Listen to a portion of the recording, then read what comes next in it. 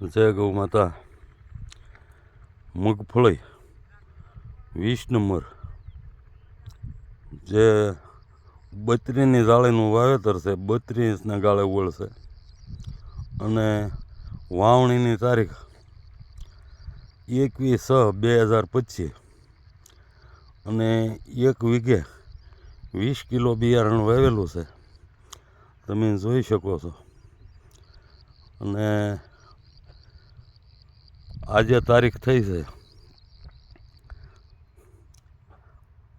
7/8/2025 એટલે લગભગ 45 દિવસ ઉપરની મગફળી થઈ ગઈ છે. જય ગૌ માતા.